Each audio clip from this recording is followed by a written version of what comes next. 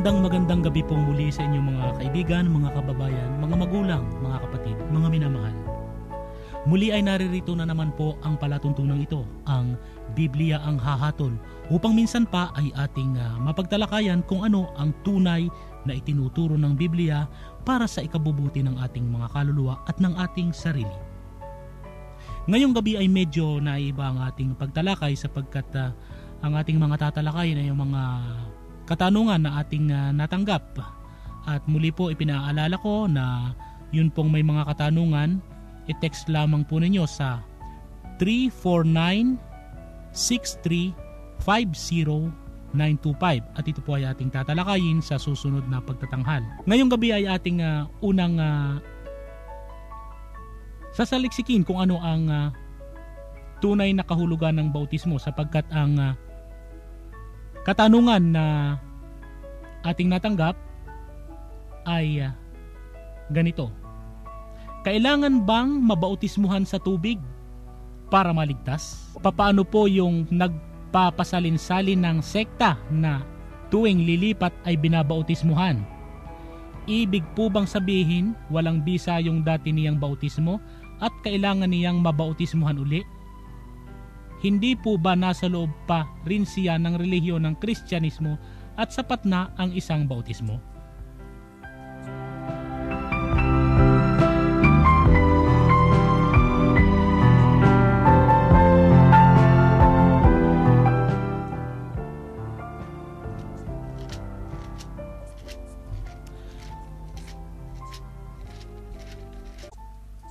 Ganito po ang sinasabi ng kasulatan. Sa aklat po ng Efeso, Kapitulo 4, ay ating mababasa ang ganito sa versikulo 4 hanggang 5. May isang katawan, isang espiritu, gaya naman ng pagkatawag sa inyo sa isang pag-asa ng pagtawag sa inyo. Isang Panginoon, isang pananampalataya, isang bautismo. Ang sabi po, isang bautismo. Ngunit ating pong mapapansin sa mga relihiyon ngayon, sa mga nabubuong mga samahan sapagkat ito po ay isang katutak na ang dami. Madali kasing pagkakwartahan yung relihiyon Para po maging kaanib ka o maging katibayan na ikaw ay kaanib, ikaw ay pagsisikapan nilang mabautismuhan ng kanilang mga pastor, ng kanilang ministro o ng kung sino man ang anuman ang tawag sa mga namumuno sa kanila. Ngunit ito nga kaya mga bautismong ito ay makapagliligtas. Kung araw-araw kang ilubog sa baptismal pool na tinatawag o piscina dito nga sa Italiano, o kaya kahit sa ilog o sa dagat na ikaw ay mabautismuhan, ikaw nga kaya ay ligtas. Sapagkat po ang salitang ligtas ay may malawak na kapahayagan. Ano po ba ang sinasabi ng kasulatan tungkol sa bautismo? Sapagkat kalimitan, ito ay sinasabi ng lahat halos ng relihiyon sa sangkakristyanuhan na maging daw po ang Panginoong Hesus ay binautismohan din daw ni San Juan Bautista. Ano nga kaya ang tunay na bautismo? Sa aklat po ng Marcos, Kapitulo 1, versikulo 4, ganito po ang ating mababasa. Dumating si Juan na nagbabautismo sa ilang. Sa ilang pala, ito hindi pala sa tubig. Kasi po yung terminong ilang, yun po ay disyerto kung inyo pong liliwanagin. Ulitin po natin. Dumating si Juan na nagbabautismo sa ilang at ipinangangaral ang bautismo ng pagsisisi sa ikapagpapatawad ng mga kasalanan. Ang sabi po ay bautismo ng pagsisisi. At sa Mateo 3:8 po ganito ang ating mababasa. Mangagbunga nga kayo ng karapat dapat na pagsisisi. Sa makatuwid po ang babautismuhan lamang ay yung makasalanan na nagsisisi. At ang ipinangangaral ni Juan ay bautismo ng pagsisisi. Nang maparito po ang ating Panginoong Hesus, ang sabi po sa Marcos 2:17 ay ganito. At nang ito'y marinig ni Jesus, ay sinabi niya sa kanila, Hindi nangangailangan ng manggagamot ang mga walang sakit, kundi ang may sakit. Hindi ako naparito upang tumawag ng mga matuwid, kundi ng mga makasalanan. Sa bagong salin po, ganito ang sinasabi. Nang marinig ito ni Jesus, sinabi niya sa kanila, ang nangangailangan ng manggagamot ay ang mga may sakit, hindi ang mga malulusog. Hindi ako naparito upang tawagin sa pagsisisi ang mga matuwid, kundi ang mga makasalanan. 2,000 taon na po ang nakakaraan noong panahong si Juan ay naririto sa lupa at ipinangangaral ang bautismo sa tubig sa pagsisisi. Ganito po ang ating mababasa sa Kapitulo 3:7 hanggang 8. Sinabi nga niya sa mga karamihang nagsisilabas upang mangagpaubautismo sa kaniya, kayo mga lahi ng mga ulupong, sino ang sa inyo'y nangagudyok upang tumakas sa galit na darating? Kayo nga'y mangagbunga ng karapat-dapat na pagsisisi at huwag pagsimulang mangagsabi sa inyong sarili, si Abraham ang aming ama. Sapagkat sinasabi ko sa inyo na makapagbabangon ang Diyos ng mga anak ni Abraham maging sa mga batong ito. Nang panahong iyon po mga kapatid, nagsilusong sa ilog yung mga tao dahil sila natakot sa pag-uusig na darating. At inaakala nila na kung sila mabautismuhan ay sila maliligtas na. Ngunit sinabi ni Juan ang ganito. Ang sabi po sa 3:8, kayo nga'y mangagbunga ng karapat-dapat na pagsisisi. Ngayon ay papaano itong bautismo sa tubig sa pagsisising ito? Maliwanag po na kapag ikaw ay nagkasala, ay nalalayo ka sa ating Panginoon. At upang ikaw ay mapalapit uli, upang ikaw ay maging kaugnay niya, kailangang ikaw ay magsisi ng iyong mga naging kasalanan, yung mga naging nagawa mong kasalanan. Naaalala mo naman ito o hindi? Isang taimtim at tapat na pagsisisi. Gaya ng sinasabi nga ng kasulatan sa 3:8 ng Mateo, mangagbunga nga kayo ng karapat-dapat na pagsisisi. Ngunit ang tanong ay, paano ang tunay na pagsisisi?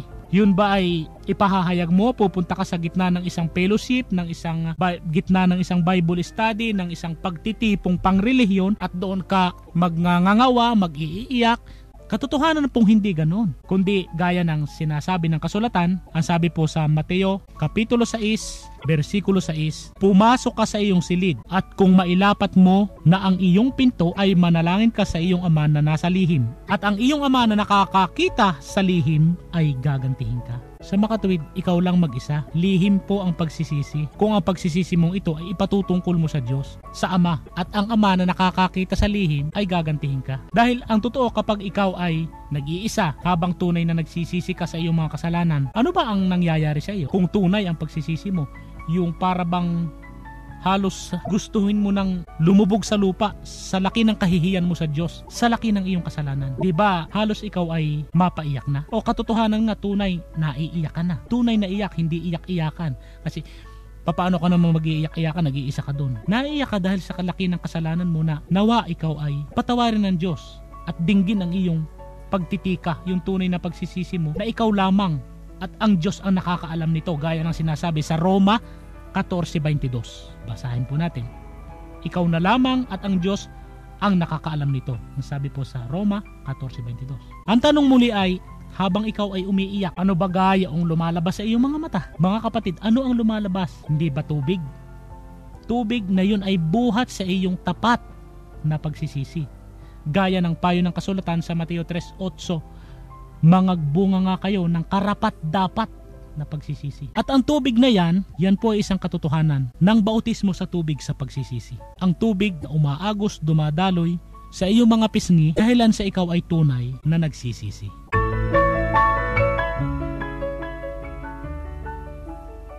Muli po ay pinaalala namin ang kung mayroon po kayong mga katanungan, i-text po lamang ninyo sa 349-6350-925. At ito po ay gaya po ng mga natanggap namin ngayon, ay tatalakayan natin sa mga susunod na pagtatanghal kung ano po ang inyong mga katanungan.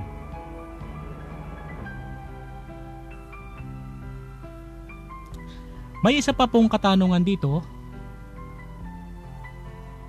Ang tanong po ay, ano daw po ang ibig sabihin ng talatang Roma 13:13? Ano raw ang tamang paliwanag tungkol dito? Basahin natin ang talata, Roma 13:13. Magsilakad tayong mahinhin gaya ng sa araw, huwag sa katakawan at paglalasing, huwag sa kalibugan at sa kahalayan, huwag sa mga pagkakaalit at pagkakainggitan. Magsilakad kayo o tayo gaya ng sa araw, sapagkat kapag araw, mayumi ang kilos natin. Karaniwan, ang ating mga galaw, sa dahilang maliwanag, may makakakita, ay makatotohanan, hindi magaslaw, hindi maharot, at karaniwan ang krimen, ang kaharutan, ang paglalasing, ang mga kahalayan, ang mga masasamang gawa, yan ay nangyayari sa gabi. Kahit nga yung ating mga pamahiin ng tungkol sa mga maligno, bagamat ito'y pamahiin lamang ng mga matatanda, ito ay ipinatutungkol pa rin kung gabing pusikit na ang kadiliman. Subalit kung araw ay wala nito. Kaya ang payo po ng Apostol Pablo, magsilakad tayong mahinhin. Gaya nung paglakad natin kapag araw, walang itinatago, walang pagkukunwari. Yan po ang paninindigan ng palatuntunang ito tungkol sa talatang ito, ang Roma 13:13. Hindi po natin gagayanin yung paglakad ng araw mula sa silangan hanggang kanluran, dahil ang araw naman po hindi lumalakad ni hindi rin lumilipad. Yung mundo po ang umiikot doon. At saka hindi yun ang tinutukoy sa Roma 13:13 na araw. Yung pong araw dito ay kung sa English translation ay day. Kaya lumakad tayo kagaya nung paglakad natin kung day, kung araw.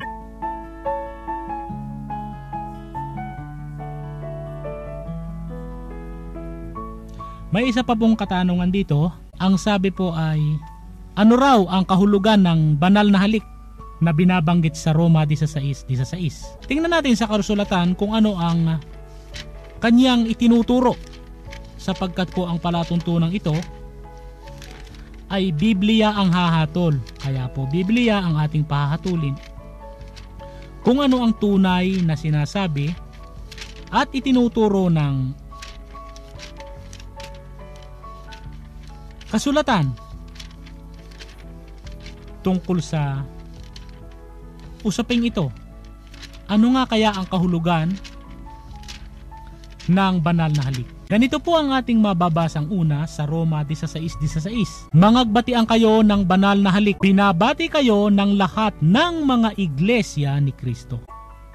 Ang sabi po sa 1 Pedro 5:14 ay ganito, mangagbatian kayo ng halik ng pag-ibig, ang kapayapaan nawa ang sumainyong lahat na kay Kristo. Yung palang pagbabatian ng banal na halik ay pagbabatian ng halik ng pag-ibig. At ano nga itong halik ng pag-ibig? Ang sabi sa Roma 12:9 ay ganito, ang pag-ibig ay maging walang pagpapaimbabaw, kapuutan ninyo ang masama, makisanib kayo sa mabuti. Kailangan daw po pala ang pag-ibig, yung po palang tinutukoy na pag-ibig, yung walang pagpapaimbabaw. Ang pag-ibig na walang pagpapaimbabaw, ang paraan ng pagkapuot sa masama at paraan pa rin ng pagsanib sa mabuti.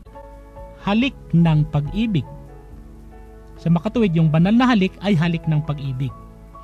At pagkatapos ay sinabi sa 12:9 ng Roma, ang pag-ibig ay maging walang pagpapaimbabaw.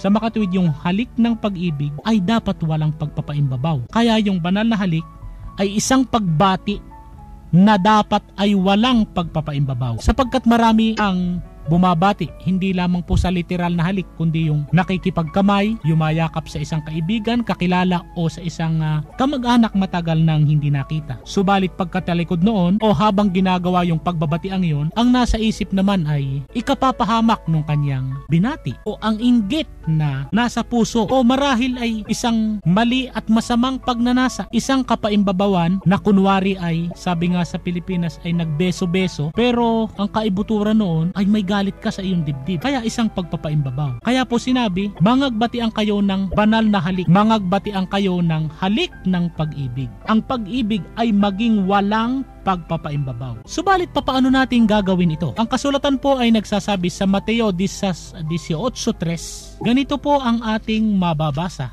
At sinabi, katotohanang sinasabi ko sa inyo, malibang kayo'y magsipanumbalik at maging tulad sa maliliit na bata. Sa anumang paraan ay hindi kayo magsisipasok sa kaharian ng langit. Wala pala pong ibang paraan, sapagkat ang sabi, malibang kayo'y magsipanumbalik at maging tulad sa maliliit na bata, sa anumang paraan ay hindi kayo magsisipasok sa kaharian ng langit. Yan po pala ang natatanging paraan. At ano ang kaugnayan ng talatang ito? Ulitin po natin, Roma 16:16. Mangagbatian kayo ng banal na halik. 1 Pedro 5:14. Mangagbatian kayo ng halik ng pag-ibig. Roma 12:9. Ang pag-ibig ay maging walang pagpapaimbabaw. At ano ang kaugnayan sa 18:3? Malibang kayo'y magsipanumbalik at maging tulad sa maliliit na bata. Yung po kayang batang 1 taon at kalahat na humalik sa iyo at nagtiyaw, yung po kayang kanyang halik at pagbati ay may pagpapaimbabaw. Yung po kayang isang batang 3 buwan pa lamang na hinalikan ng kanyang ina, yung kayang halik ng kanyang ina ay may pagnanasa na masama o may pagpapaimbabaw. Ito po ang dahilan kaya kaugnay ang talatang ito, 18:3 ng Mateo. Kung katulad po ng isang maliit na bata ang iyong pagbati sa iyong kapatid, sa iyong kaibigan, sa iyong kapwa, ay binabati mo siya ng isang banal na halik.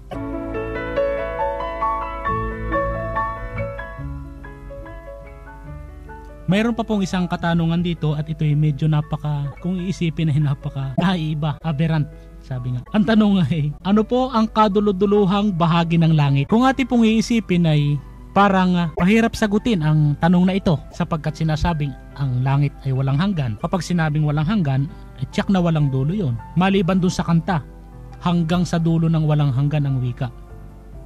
E di may dulo rin yung walang hanggan. Ang sabi po dito ay, ang tanong po ay, ano po ang kaduluduluhang bahagi ng langit? Atin pong titingnan sa banal na kasulatan kung ano po ang kaniyang sinasabi. Ngunit bago po natin basahin ang tumpak na kasagutan ng Biblia tungkol sa tanong na yan, sapagkat po iba-iba ang mga sagot ng mga napapagtanungan daw ng taong ito. Ang Panginoon, ang ating Diyos, ay pinagmulan ng lahat. Sa Kanya lahat ng galing. Kumbaga, kung dito ka mag-uumpisa ng pagtanaw sa iyong kinatatayuan, hanggang sa Panginoon, yun na ang dulo. Wala nang lalampas pa sa Panginoon. Kumbaga, siya yung hangganan. Kaya ang sagot po ng Biblia sa tanong na yan, tandaan po ninyo mga kapatid, baka po may manloko sa inyo iba ang isagot. Isaiah 13:5. Yan po ang sagot ng programang ito. Ang Biblia ang hahatol sa tanong na yan, kapatid. Babasahin natin. Sila'y nangagmula sa malayong lupain, mula sa kaduluduluhang bahagi ng langit, sa makatuwid bagay ang Panginoon at ang mga almas ng kanyang galit upang gibain ang buong lupain. Ang sabi po, sila'y nagmula. Hindi po tinutukoy dito na ang Panginoon ang nagmula sa kaduluduluhang bahagi ng langit. Meron po nagbabaluktot ng talatang ito na sinasabing, ang Panginoon pala ang nagmula sa kaduluduluhang bahagi ng langit. Ang sabi po, sila. Marami ba ang Panginoon? Ang sabi ng kasulatan ay sila'y nangagmula. Yung pong salitang nangag, marami po ang tinutukoy nun. Dapat sana siya'y nagmula sa malayong lupain. Kundi ang sabi, sila'y nangagmula sa malayong lupain. Mula sa kaduluduluhang bahagi ng langit, sa makatuwid bagay ang Panginoon. Ang Panginoon po ang kaduluduluhang bahagi ng langit.